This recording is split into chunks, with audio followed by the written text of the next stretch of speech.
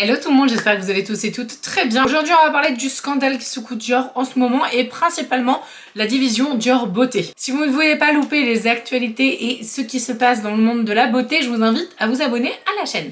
Les marques de luxe, notamment celles qui sont vendues chez Sephora, Dior, Chanel, Guerlain, etc. ont plusieurs moments où elles présentent des nouveautés, donc les collections printemps, les collections hiver, etc. Dior sort une nouvelle collection, donc printemps-été. Je me suis empressée d'aller regarder sur le site. Et donc je vais vous mettre un petit peu des images, je pense que du coup vous pourrez comprendre parce qu'il y a vraiment un lien par rapport à ce qui s'est passé justement et ce dont on va parler. Donc, la collection est limitée printemps-été 2023. Là on a les 5 couleurs couture, on a, et c'est justement ça qui est important, les Forever Cushion, donc en édition limitée Mizza. On a une magnifique palette, faut avouer qu'elle est quand même très très belle, en Dior Show 10 couleurs, édition limitée Mizza également. Et donc sur ces éditions limitées Mizza, il y a donc un packaging un peu particulier, un packaging un peu spécial. Et donc ce packaging, moi que je trouve très très joli, c'est un packaging comme vous le verrez là, enfin je sais pas si vous verrez très très bien avec les photos, mais c'est un packaging très, très félin, très sauvage, très wild, enfin esprit wild en fait. Cette collection accroche avec ce côté un peu sauvage, un peu wild tout simplement.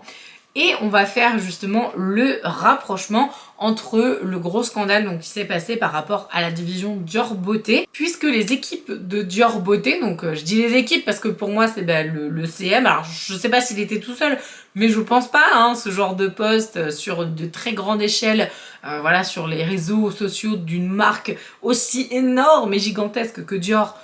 Il n'y a pas un seul CM qui poste un truc, hein, c'est vraiment quelque chose de très bien organisé. La division Dior Beauté a posté sur les réseaux cette photo que je vous mettrai par là. La maison Dior, suite à la publication de cette photo, a été accusée de discrimination raciale. Comme vous avez pu le voir sur la photo, hein, clairement, donc on voit un mannequin avec donc ses deux doigts comme ça, qui en fait est en train de littéralement s'étirer l'œil, donc du coup vraiment d'avoir cet effet j'étire l'œil. Sur la photo, on voit bien que du coup la peau elle est bien agrippée et qu'elle étire réellement l'œil. C'est en tout cas ce geste-là qu'on voit sur la publication Instagram.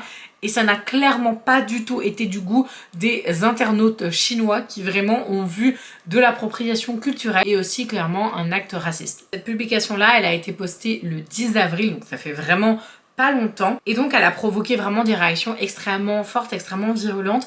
Il y a eu plus de 900 commentaires en l'espace de très peu de temps, puisque, et c'est aussi pour ça que je voulais soulever le problème, c'est-à-dire que c'est pas juste... voilà, quelque chose comme ça qui a été lancé et en gros on s'insurge pour rien, etc. Pas du tout.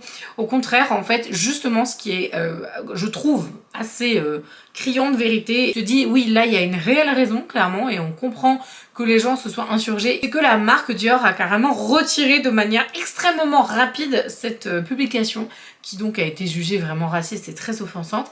Et je me dis, à partir du moment où tu es une marque aussi grosse que Dior peut l'être, et une marque qui plaît autant, notamment en Chine, parce que clairement, Dior, en Chine, vraiment, enfin, ils aiment énormément. Alors vraiment, je pense que quand tu pèses aussi lourd sur un marché des cosmétiques dans ce pays-là, je pense que tu peux un tout petit peu te remettre en effet en question et te dire, ah ouais, du coup, le poste là, on va peut-être l'enlever.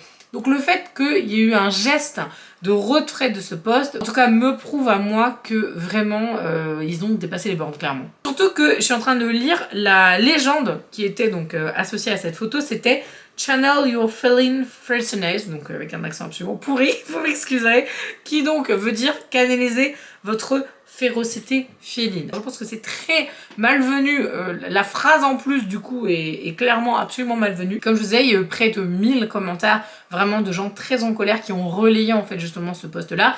Il a été supprimé donc dans les 2 jours, mais surtout, et c'est aussi pour ça que je pense que c'est vraiment quelque chose de grosse envergure. Donc le China Daily a carrément repartagé ça en disant que c'était de l'appropriation culturelle et que c'était en effet extrêmement raciste. Donc quand un média comme le China Daily reprend ça, c'est vraiment que ça a énormément pesé et que pour le coup, ils ont vraiment merdé en fait, hein, clairement Dior. Mais la suppression en fait du post, ça a pas empêché les internautes de s'insurger parce que évidemment forcément du coup tout le monde l'a screené de partout, le truc a été partagé et tout, donc en fait ils auraient pu le laisser, clairement ça aurait pas changé grand chose, enfin si justement au contraire il fallait qu'ils l'enlèvent, mais ce que je veux dire c'est que du coup tout le monde l'a vu en fait finalement.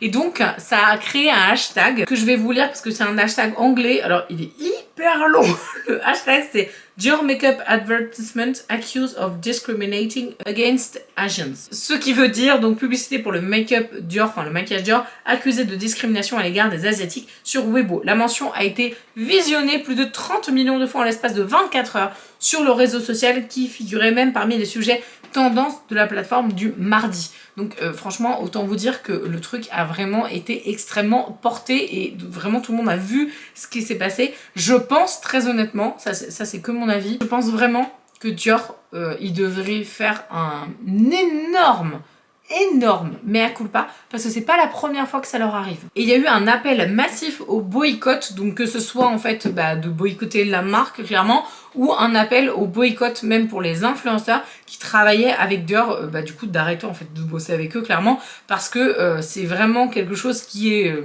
on va dire un peu redondant malheureusement chez eux et quand clairement déjà tu te plantes une fois ouvertement, parce que du coup on va revenir justement au fait qu'ils se sont déjà plantés sur ce sujet, tu te dis bon, on va peut-être éviter de recommencer une deuxième fois. Et la façon dont ils ont géré cette première vague voilà, de discrimination raciale et surtout d'appropriation culturelle là pour le coup, à mon sens ils l'ont très mal géré. Et là, je me dis, j'espère vraiment qu'ils vont faire mieux. Ça va vraiment pas leur faire de la bonne pub. Et je le dis, pour moi, c'est mérité. Hein. Et donc, j'ai en information là que la colère du public chinois a incité le Global Style à demander à la maison Dior de présenter des excuses publiques. Je pense que ce serait quand même très bien aussi qu'ils fassent un mea culpa. Et je suis pas la seule à le penser a priori. Si Dior respecte vraiment le marché asiatique, il devrait faire preuve de respect et d'humilité au lieu d'essayer de surmonter les crises publicitaires en prétextant, j'arrive pas à parler, qu'il n'était pas au courant, a déclaré le journal dans un édito. Et alors là, et en lisant la réponse, j'étais choquée, la maison Dior a refusé de commenter cette information. Mais non mais sérieux les gars en fait. Là vous faites clairement un truc qui insulte des gens, qui insulte un pays en fait. Réveillez-vous. Je sais pas si vous vous souvenez de la vidéo que j'avais fait avec Natasha Denona. Je vous la remettrai par là si jamais vous avez envie de la regarder avec le scandale Natasha Denona. Justement on ciblait les Asiatiques. C'était un peu pareil dans le même genre. Enfin, c'était encore différent, mais il y avait toujours voilà cette notion de paupières, etc. Et donc vraiment, enfin pour moi, je trouve que c'est très important quand t'es une marque qui pèse aussi lourd, de t'excuser. Natasha Denona, la différence, c'est qu'elle avait réellement présenté des excuses publiques, vraiment.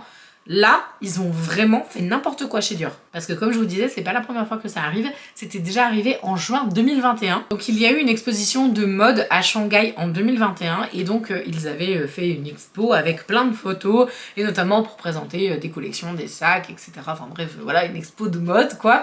Et il y a eu une photo et cette photo a été prise par une photographe chinoise et cette photo en fait, elle représentait donc une femme qui très honnêtement, moi perso, je vois la photo, ça me fait flipper. Enfin, je sais pas du tout quelle ambiance, d'ailleurs je comprends pas trop cette photo, mais voilà, Dior a voulu, je sais pas, j'imagine mettre une ambiance très spéciale, enfin bref, c'était clairement extrêmement de mauvais goût. Cette photo montre donc, je cite, un mannequin aux petits yeux aux paupières effrayantes, à la peau foncée et vêtu d'un costume chinois traditionnel tenant un sac Dior. De nombreux internautes ont accusé la marque et la photographe d'utiliser des stéréotypes asiatiques insultant du même coup la culture chinoise. Et alors, là, franchement, je tombe des nues parce que je me dis, cette femme est très intelligente, mais alors Dior, par contre, vraiment 0 sur 20. Dans un communiqué, la photographe a ensuite présenté ses profondes excuses et a déclaré qu'elle acceptait toutes les critiques et se sentait coupable de son immaturité, de son ignorance au début de sa carrière en 2012 lorsqu'elle avait pris la photo. Attendez, c'était 2012 ou je vous ai dit 2021 ? Ah non, en fait, du coup, c'était en 2021 l'expo et elle a pris la photo en 2012. Enfin bon, bref, je trouve que c'est normal. En fait, justement, du coup, elle a porté... ses attributs sur la table, on va dire, cette photographe. Et je trouve que c'est vraiment bien. Et de son côté, la maison a également publié une déclaration officielle sans pour autant s'excuser sur les réseaux sociaux, déclarant que la photo n'était pas une publicité pour la marque et que l'entreprise avait retiré l'ensemble des contenus liés à cette photo des plateformes en ligne et hors ligne. Ouais, mais du coup, en fait, genre, t'as juste dit que c'était pas une pub, mais d'où le fait que ce ne soit pas une publicité Bah, si c'était une pub, ok, on serait excusé. Voilà, c'est pas une pub, donc c'est excuse pas. Mais n'importe quoi, en fait, c'est pas du tout comme ça. Enfin, je sais pas, dites-moi ce que vous en pensez. J'ai envie d'avoir votre avis sur le sujet. Encore une fois, le fait que ce soit une pub, ça change rien, en fait. Enfin, t'as insulté, du coup, un pays, bah non. Enfin, pub ou pas pub, bah, tu t'excuses, en fait. Hein. Et donc, ils avaient aussi été accusés l'année dernière. Donc, franchement, les gars, vous cumulez quand même. Hein. Ils ont été accusés d'appropriation culturelle parce qu'en fait ils ont lancé une photo, enfin je vous mettrai pareil la photo là, donc c'est une photo en fait d'une jupe et notamment cette jupe est présentée comme un modèle original donc de la maison Dior, sauf que cette jupe clairement ressemblait extrêmement beaucoup trop, hein, n'est-ce pas, voire copiée d'un modèle en fait de jupe qui s'appelle donc jupe à tête de cheval d'une certaine dynastie chinoise, voilà, donc clairement c'est absolument pas passé non plus. La définition de appropriation culturelle que je vais vous lire, c'est dans la première situation, un groupe qui est ou a été oppressé estime se faire voler des éléments de sa culture sans reconnaissance ou mention visible à la dite culture. Ce procès d'intention est souvent formulé à l'encontre des créations réappropriées par des cultures longtemps considérées comme dominantes et colonisatrices. Par exemple, en termes de maquillage, le Foxy Eyes, du coup, qui a été notamment très tendance en 2021, c'est clairement considéré comme de l'appropriation culturelle et perçu comme de la moquerie en fait envers la communauté asiatique. Je regardais en fait un petit peu sur internet ce que disaient les gens et il y avait des gens qui disaient ah non mais moi je vois pas le problème, enfin faut arrêter, à un moment on peut rien dire, blablabla. Et il y a quelqu'un qui a répondu et je trouvais la réponse était excellente. Alors j'ai plus les mots exacts de ce que la personne a dit, mais en gros c'était non mais mec en fait si justement tu ne te sens pas concerné, c'est que t'es pas concerné, donc du coup en gros c'est pas que t'as rien à dire, parce que évidemment du coup même si t'es pas concerné tu peux quand même donner ton avis, mais mais c'était tellement marrant, genre le gars a fait genre non mais en fait si tu vois pas le problème, bah c'est justement que tu ne fais pas partie des personnes qui peuvent être justement potentiellement dérangées par ce genre de choses, donc bah juste tais-toi en fait. J'ai trouvé que c'était excellent, mais en règle générale les gens ont quand même relativement compris et je pense que les gens deviennent un petit peu plus comment dire, sensible à ce genre de choses et je trouve que c'est bien parce que bah, le respect c'est important et c'est vrai que même moi je me dis des fois je pourrais peut-être faire des choses, bah là j'ai pas d'exemple en fait en tête, mais ça pourrait voilà arriver parce que tu te dis ah oui tiens je vais faire x truc et que en fait finalement